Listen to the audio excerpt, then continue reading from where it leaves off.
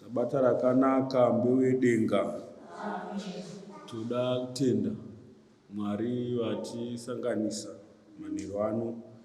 Tiri vapenyu, tiri kugona kwedu, asi dziri nyasha pamberi pechigaro chaMwari. Tinoda kutenda nemaawa machena atapinda maari eSabata. Murandakadzi unoti iye Sabata haripfuuri minamato yedu isina kupindurwa. Hamuperi vana vaMwari. Sabata haripfuuri kana minamato yedu isina kupindurwa. Ikurudziro yangu tiri muzuva remhuri refamily life. Kana tiine zvinotinetsa nezvinotifadza zvatingada kuudza Mwari, Sabbath is the best day kutaura naMwari. Hanzi namato yedu yose Mwari vanoipindura Sabata risati rapfuura. Tichaenda mberi nenyaya yedu yemhuri, takataura nezuro, takatarisa ana baba zuro, takatarisa nyaya naamai. Nhasi tichataura takatarisana nemayuthi, muri peri vana vaMwari. Zvinokomborera tose nekurivhaivha isu tose nekusimbisa isu tose, asi nyaya hombe iri pane vechitsva mukati mezuva rinonzi nhasi. Ndo kunotangira mhuri. Tikaenda kumavambo tichienda mberi zvinotibatsira. Zvimwe zvese zvinofola into line kana tikatanga zviri right.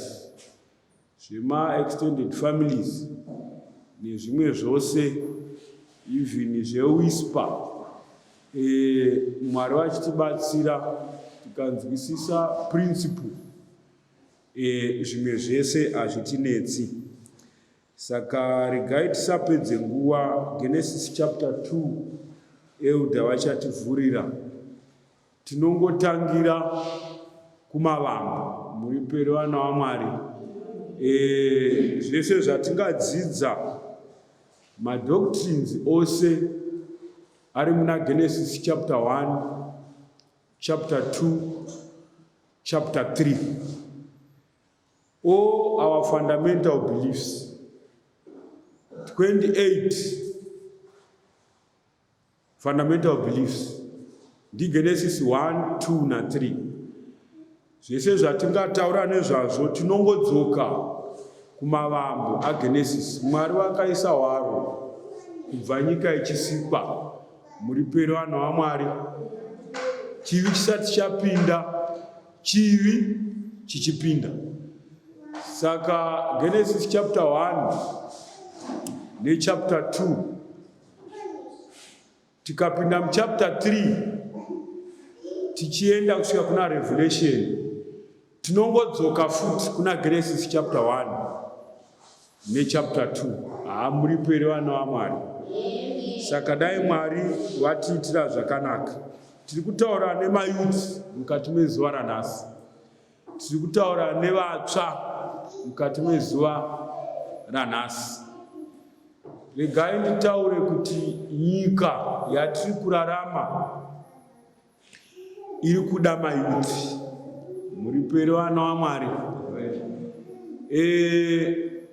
Satani kana pane vanhu vaanonyanyoda mayuthi vachiri kutemwa dzinobuda ropa, Mwariwo zvakare kana pane vanhu vaanonyanyoda pamazuva ekupedzisira mayuthi. Mukatarisa maorganizations ose, mukatarisa even kuarmy, kupolisi, panyika pose, eji yavanotora ndeyemayuti. Kana wati fambe kana kuri kubasa, retirement inosvika woti tapedza nemwi, simba rapera, chiendai kumba. Muri pere vana vaMwari. Mwariwo zvakare vari kutsvaka mayuthi kupedzisa great controversy. Kunonzi mayuthi kana akatrainwa zvakanaka, ihondo huru yaMwari kupedzisa basa. Masoja edenga kupedzisa vhangeri, nekuti vachiri kutemwa dzinobuda ropa, vachiri kumhanya. Saka Habakuku, Joel achitaura anotiye, namazuva iwawo Mwari uchadira mweya wake pamusoro pavatana, varanda namayuthi. Zvikanzi vatana vacharota hope, mayuthi vachaprofita. Muri pere vanhu vaMwari. Vakuru vari kudiwa for the vision yaMwari, apo vakuru venyika vachishedzera vision 2030. Vatana vaMwari vari kufanira kushedzera vision yekupedzisa basa. Vision iyoyo haiimplementwe nevakuru, inopuwa mayuthi to implement. Vakuru chavo kurota kuona miono, voipa vechidiki voita basa. Zvimwe chetezvo nekusangano raMwari. Vatana nevakuru varota hope, mayuthi aripo kupedzisa basa, kumhanya nechimuti, kufamba nevhangeri. Muri pere vana vaMwari. Saka tiri munyaya yefamily life, muvengi akatageta mayuthi, nekuti unoziva kuti vari kutobva mumhuri dzavari kubva uye vachatanga dzavo. Saka mayuthi vari kurohwa double kick. Unenge wakakura kumhuri isina kumira zvakanaka, wotanga yako mhuri zvisina kumira zvakanaka, kureva kuti zvinopera zvisina kumira zvakanaka. Basa hariperi. Muri pere vana vaMwari. Genesis chapter 2 verse 7. Ndine pfungwa 8 dzandoda kusheya nemayuthi manheru anhasi. I8 Mwari vachitibatsira. Pfungwa number 1 iri pana Gene 2 verse 7 inoti kudii munhu waMwari?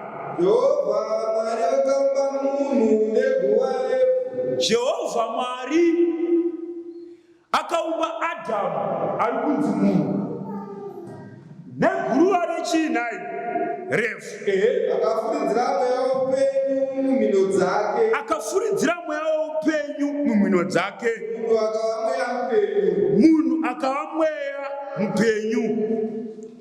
Pfungwa yekutanga kumayuthi takatarisana nenyaya yemhuri. Inotiyo have a relationship with God. Muri pere vanhu vaMwari, iva nehukama naMwari. Chekutanga mayuthi takatarisana nechinhu chinonzi mhuri. Kana mungazoda kutanga mhuri, iva nenguva naMwari. Usati wava nenguva nemukomana kana musikana. Munhu asikwa akava nerelationship naMwari, achiudzwa zvekuitwa naMwari ari mumaoko aMwari. Chaakatanga kuona asati aona patina yake ndiMwari. Adamu akatanga kuona Mwari asati aona Eva. Muri pere vanhu vaMwari. Eva asikwa, akasikwa Adamu akarara. Eva achimuka, chaanotanga kuumbwa naMwari irelationship naMwari. Muri peri vanhu vaMwari. Saka vakomana nevasikana, bvuma kuti muumbi wehari akutanga kuumba, wasimba naye parelationship. Usati waona zvimwe zvese, usati wavhiringidzwa pfungwa, usati wavhagwa nemari kana education, usati wavhagwa neutsvuku kana urefu, utete kana kusimba, tanga waona Mwari. Tiri munyika iri kurema zvakadaro zvekuti vanhu vasati vaona Mwari vanotanga kuona zvinhu navanhu. Ipapo unenge wavakira pajecha, haungapabudi. Muri peri vanhu vaMwari. Point number 2 iri pavhesi ya8 inoti kudii? Vhesi ya8. Jehovha Mwari akasima munda muEdheni. Apedza Mwari unosima munda, aisapo munhu waakanga aumba. ndobva aisapo Adhamu waakanga aumba. Muri peri vanhu vaMwari. Vhesi ya15, sei munhu akaiswa muEdheni? Vhesi 15, Jehovha Mwari akatora munhu mumunda weEdheni kuti aurime, mumunda weEdheni kuti aurime nekuuchengeta. Pointi inonyanyobata vakomana, wava nerelationship naMwari kubva kumba kwenyu. Chepiri, Jesu unotiye occupy till I come. Occupation. What is your occupation? Semukomana, basa rako nderei? Unoita nezvei usati wafunga zvaEvha? What do you do? Muri peri vanhu vaMwari. Usati wada kutsvakana nevasikana, kunyenga vasikana, patikambotaura paya kuti marriage haizi yevana, kuti ukangotsva wakuda kutowana nekuwanikwa. Unei chauri kuda kuchengeta nacho mwana wevanhu? Uchamupei? Kana uchiri kutengerwa masokisi naamai, chimbogara pasi. Kana uchiri kutengerwa zvemukati nababa, chimbomira. Kana uchiri kuchengetwa nababa naamai, kunyangwe wane ndebvu uchiri mwana, you are still a child. Kana uchiri mumba mababa naamai, unoita nezvei? Tine ma2K ari kumhanya, achiri pamba pavabereki, asina future, akutomhanya kuda kuwana umwe munhu, mutoro pamusoro pomwe mutoro. Saka ana amai vari munhamo nana baba, akarera iwe mubereki, orera futi mwana wako muzukuru. Iwe uripo, iva netsitsi navabereki vako kana uri muyuti. Vachengete iwe, wochengeta mukadzi wako, wochengeta vana vako. Occupation, iva nechekuita, iva munhu unoshanda. Muri peri vanhu vaMwari. Kana usati wakugona kuproducer, kana usati wakugona kuriritira, nyaya yemhuri haizi yako, siyana nayo. chimboita zvekuchengetwa. Adhamu akaiswa mubindu aurime nekuuchengeta. Before ever unoita nezvenyi? Muri pere vana vaMwari. Point number 3, Genesis chapter 1 verse ya 23 verse ya 26 inoti kudii? Mwari akati eka akafanana nesu pamusoro pedzegungwa, shiri dzedenga, zvipfuwo, eka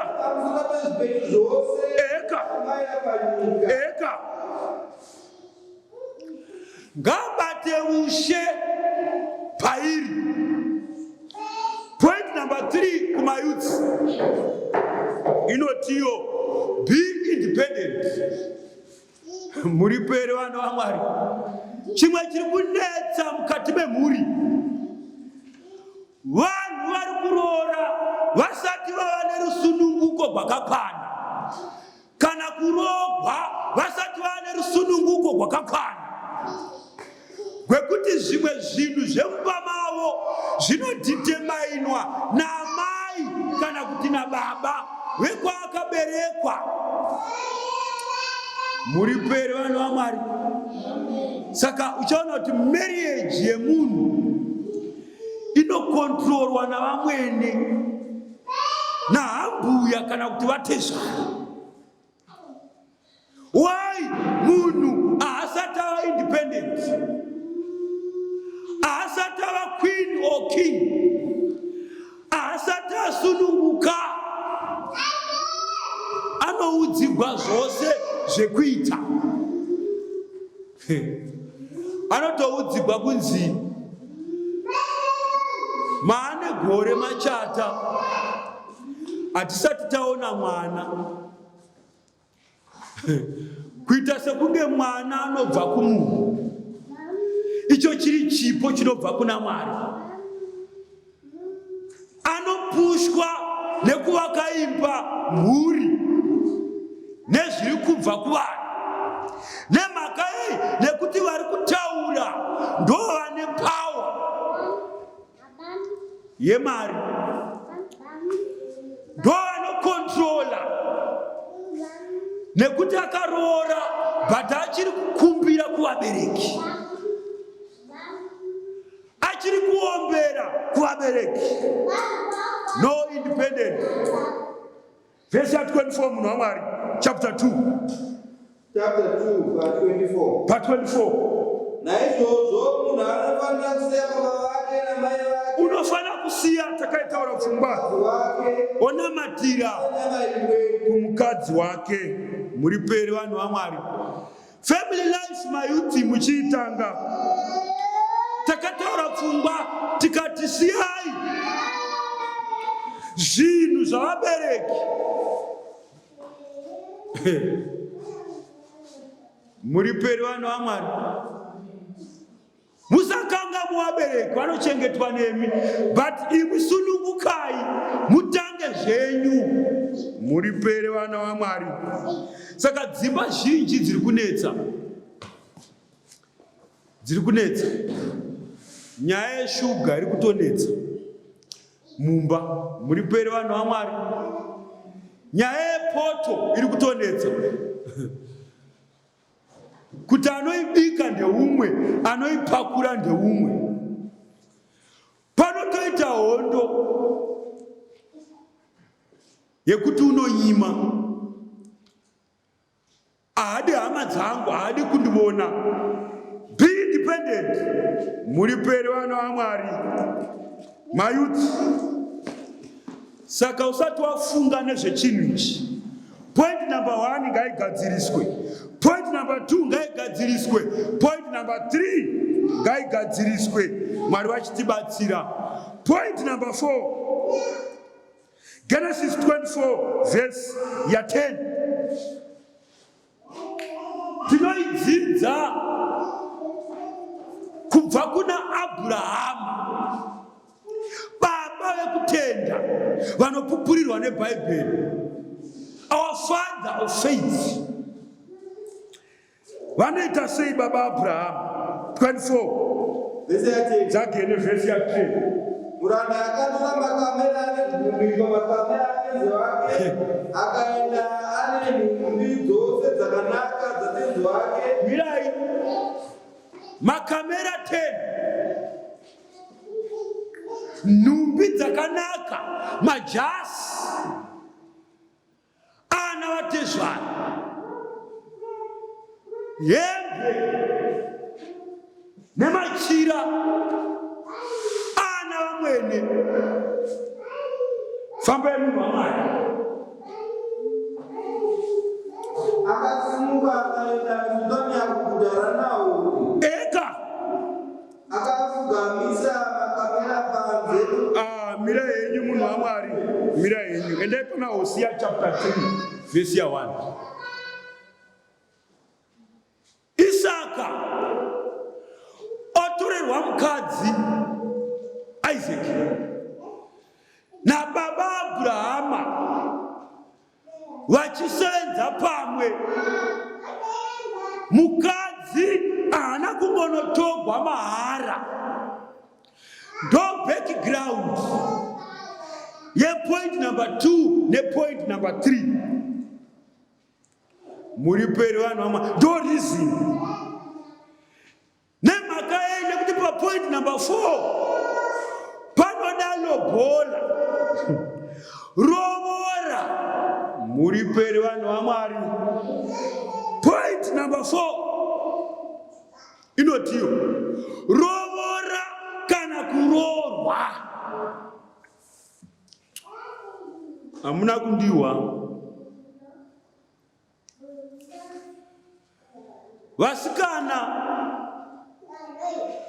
hamungowanikwi makuseri kwedhoo kumba kwevanhu semutsvairo. Kunze akawanikwa akatizira. Harisi zano raMwari. Muri pere vanhu vaMwari. Pay the cost. Ndosaka michato yema2K nhasi iri kunetsa. Nekuti akangoenda kunonzi hapana kana kiti yandakabvisa kumba kwenyu, kana gosho randakaenda naro hapana, ende futi wakauya wega. Handina kukurovora iwe, wakauya wega. Saka kumwe kuitwa chikoropo nekunetswa inyaya yekuti munhu hapana chaakabvisa. Mwanasikana rovorwa, usangoenda mahara. Muri pere vana vaMwari. Mwanakomana ngaarovore. Rovora mwana wevanhu. Pay the cost. Zvekuti vakazodhurisa zvikazodai iyo yaimwe nyaya. But nyaya hombe ndeyekuti you have to pay. You must pay. You must pay. Nekuti rovora rine zvarinonongedza pachinhu ichi chinonzi marriage.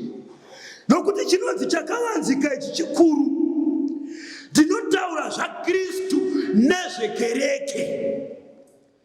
Terera hapa chapter 3 verse 1 to 3 inoti kudi munhu waMwari.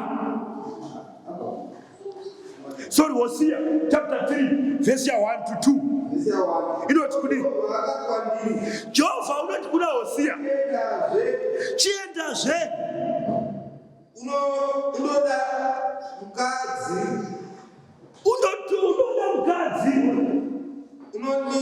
unodikanwa nemurume wake. Unodikanwa nemurume wake.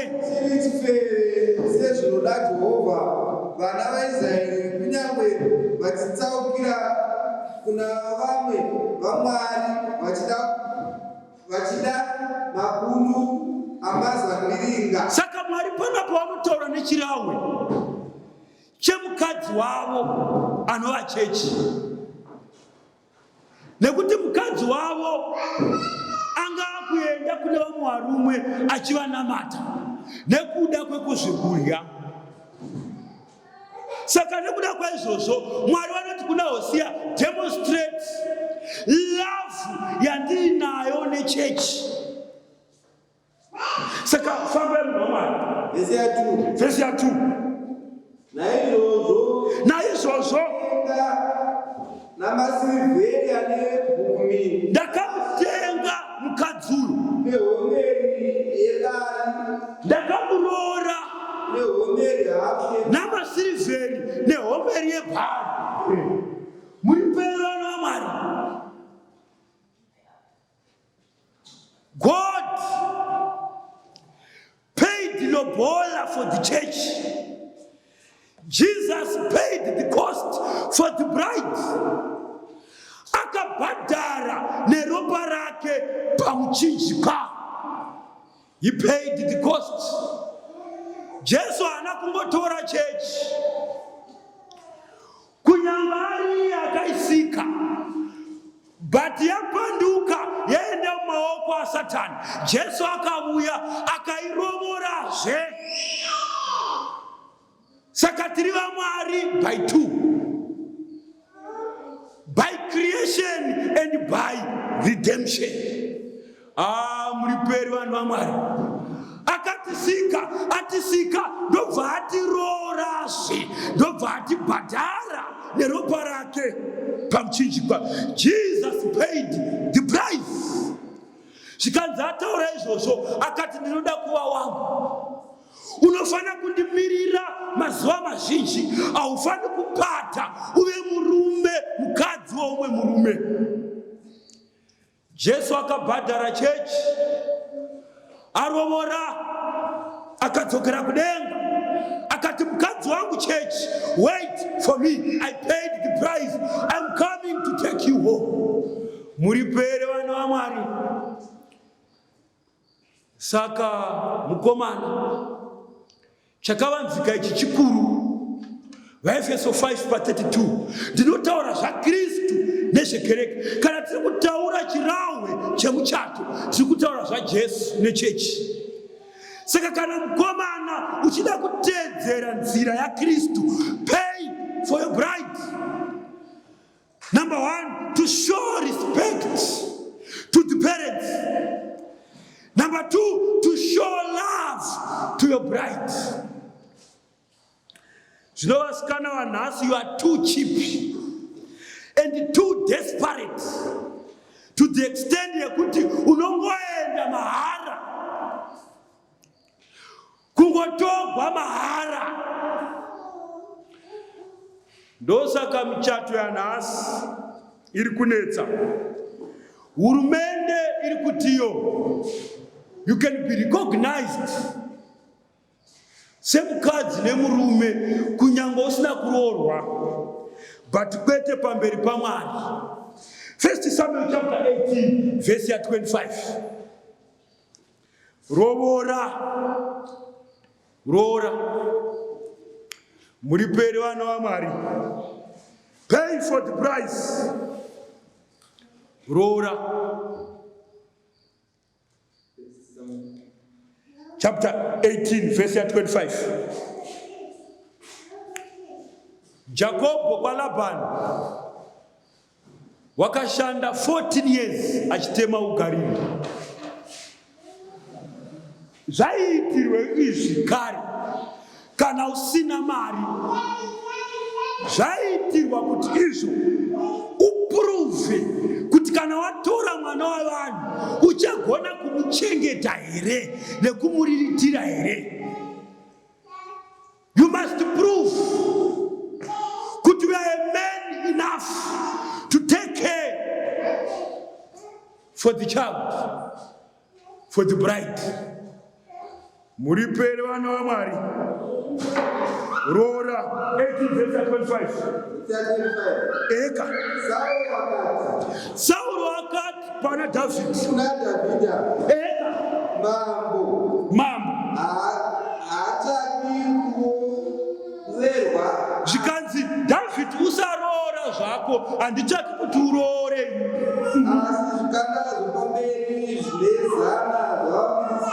Ndoda zvikanda zvapamberi zvine zana zvavaFiristia, kuti mambo atsive vavengi vake. Asi Sauro chenjera zvemahara zvinodhura. Sauro waiziva kuti kunorogwa, achida kupa Dhavhidhi mukadzi. Dhavhidhi akati ndiri murombo, handingavi mukwasha wamambo. Zvikanzi naSauro, don't worry Davhi, handisi kuda kuroorerwa, don't worry nemari, ndoda kuti ungochecheudza vaFiristia. Saka mukadzi ndinokupa mahara, but uchabhadhara nekuchecheudza vaFiristia. Izvo waida kumuurayisa. Zvemahara zvinourayisa. Sada zvemahara unofira mahara. Muripere vana vaMwari. Saka point number 4 iri kuti pay for the price. Rovora, unganidza, washanda. Muripere vana vaMwari. Point number 5 inoti kudii? Dzokerai kuna Genesis chapter 4 verse ya 2. Inoti kudii? Chapter 24 verse ya 2. Point number 4. Chapter 24 verse ya 2 ya Genesis. Dzokerai verse ya 2. Abrahama akataura nomwana wake Isaac wakuda kuroora mirai. Sara afa pachapter 23. Muripere vana vaMwari. Abrahama akava involved pakuroora kwa Isaac.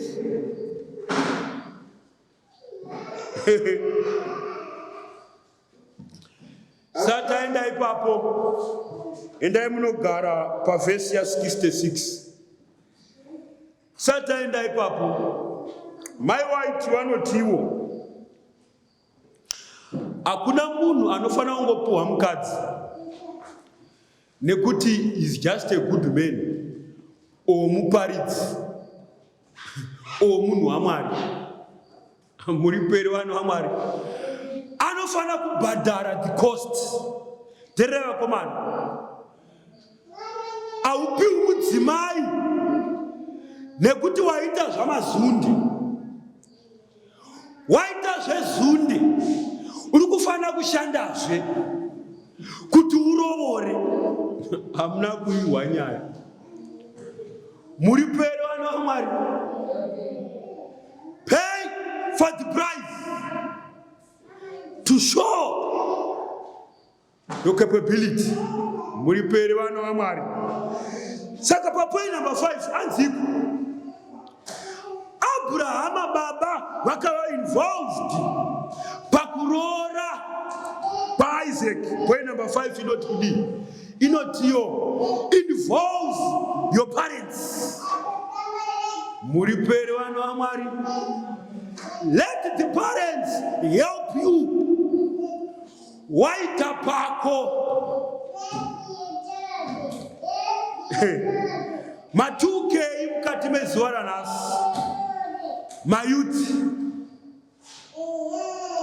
vanoti vakuziva kudarika vabereki. Muripere vanhu vaMwari. Mayuti akuziva kudarika chinai vabereki. But kana uchirovora, you are not just marrying for yourself. Your parents are involved. Uri kuzadzisa mission yevabereki vako.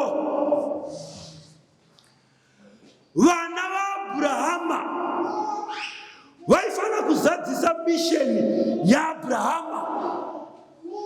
Chipikirwa chinopiwa Abrahama. Pana Abrahama paifana kuzobuda mwana anova Jesu kuponesa nyika. Kana uchirora, you are in mission yemhuri. Muri pere vanhu vaMwari.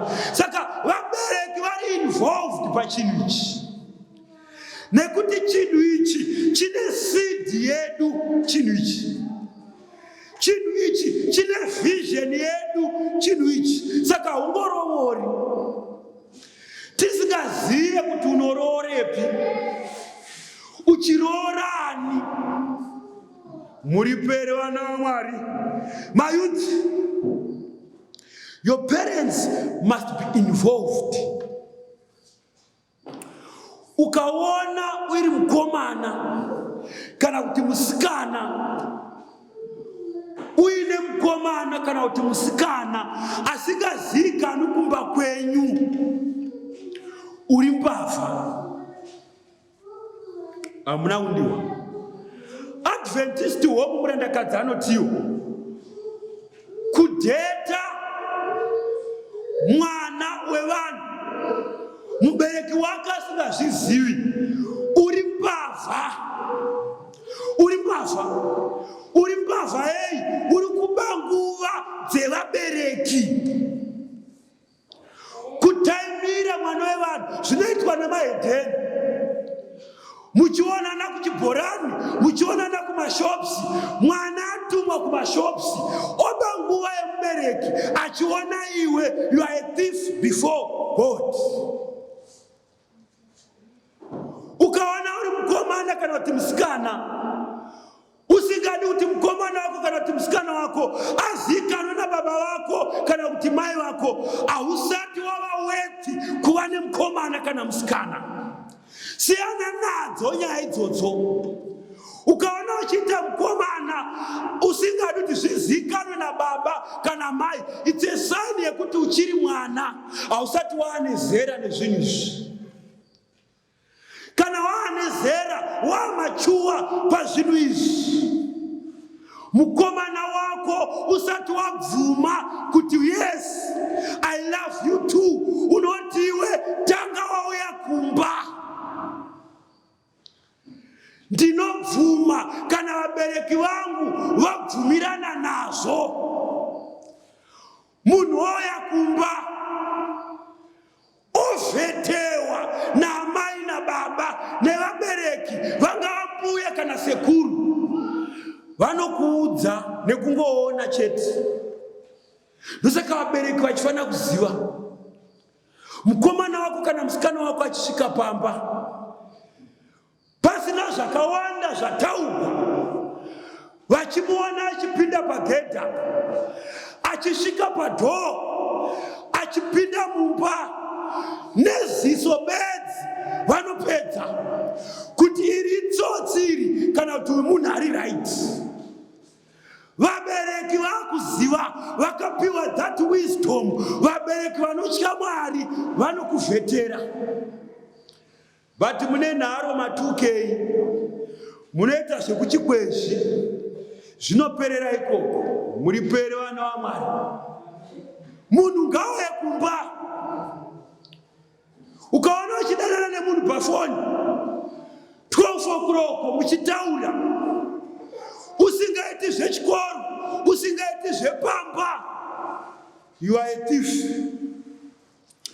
Uri kufanira kutendeuka nezita raJesu. Kana mukomana wako ari serious, ngauye kumba. Kana musikana wako ari serious, iti ndoda kuya kumba kwenyu uzive hama dzake. Ukaona achiramba, ziva kuti itsotsi. Tuma relationship twenyu twekuti foni chaiyo haitobakwi, ine makey hope. Ukaona mukomana wako na musikana wako asingadi nefoni yako, foni yake, tiza nezita raJesu, nguva ichipo. Unofira mahara. It's a red robot riri kukuratidza kuti kumberi kwamunoenda kwakaipa. Zvino mune nharo unochema chete. Mwari achikuratidza uchiita nharo. Mufundisi, ndina matirei, musikana wangu akandichita kana mukomana wangu. Hatina matirei izvozvo izvi. Amenova nenguva idzodzo. Isu kutongokuudza kuti waratidzwa kuti haudiwe, tsvaka anokuda. Nguva ichipo, breakage, kunyange makaita engagement, siyana nazvo, nguva ichipo. Ukaona uchichemedzwa nemukomana kana musikana, usati waroora kana kuroorwa, what more wapinda? Unochema chete. Ngazikanwe kumba. Parents must know. Wakubatsira, kukunamatira, nekukukansela kuti muende mberi. Unofana kuti mukomana wako auye pamba. Baba na amai wokupai rumu, muchidana muri pamba. Pasi pemuti mudaini kana bedroom muchionana pamba. Kama kakungomitiswa nekumitisa ndo nyaya idzi dzemuzvikweshi. 1 Samuel chapter 18 munhu waMwari verse ya 21. Sorry, ende pa verse ya 66. Tererai muntu pama parents 24 verse ya 66. Panga muri pa muranda akaudza Isaka zvose zvaakabaita. Eka. Verse ya 27.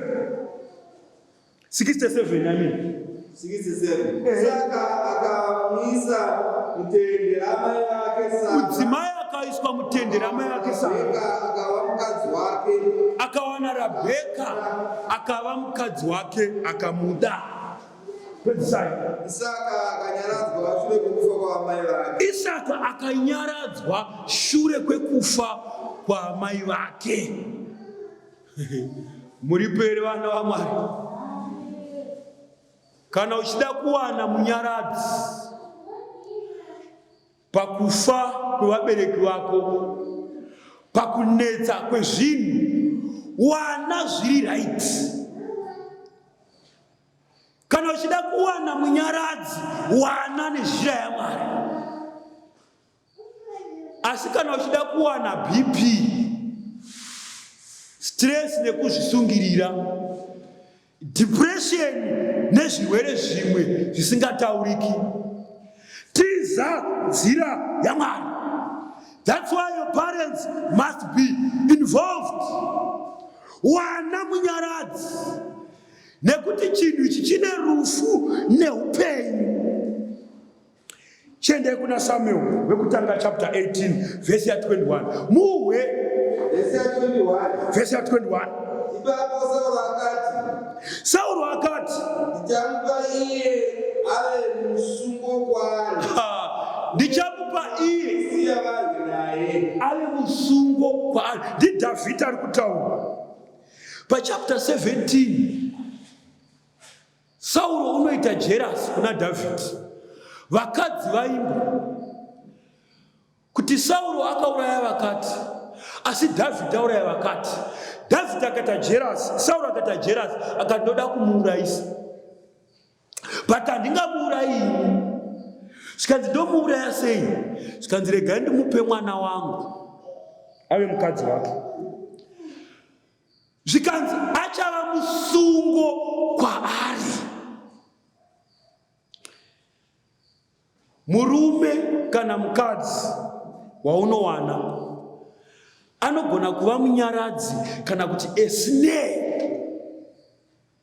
Murandakadzi wotaura muAdventist home kuti kana paine musungo, paine joko riri kuendesa vazhinji kugehena,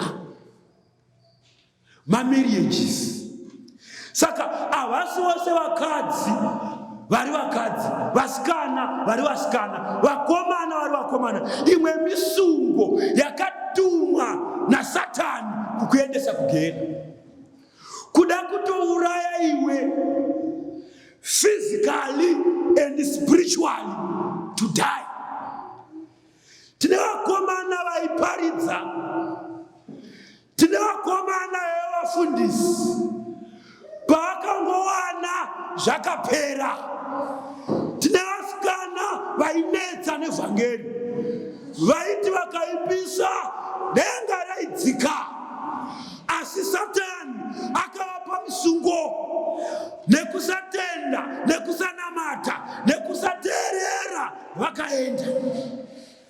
Zvazvidhakwa, dzimwe dzamhombe nemhaka yei havana kuhwa shoko raMwari. Let your parents for counsel be involved pachinhu ichi. Hachifani kuva secret. Chinhu ichi chinofanira kunamatirwa nevabereki, chonamatirwa nesangano. Chinhu ichi kuti ubude machiri. Even vakuru vekare kunyika vaiti roora naive matombo. Chavaingotaura ndechekuti roora munhu waunoziva, anozikanwa mumaraini menyu.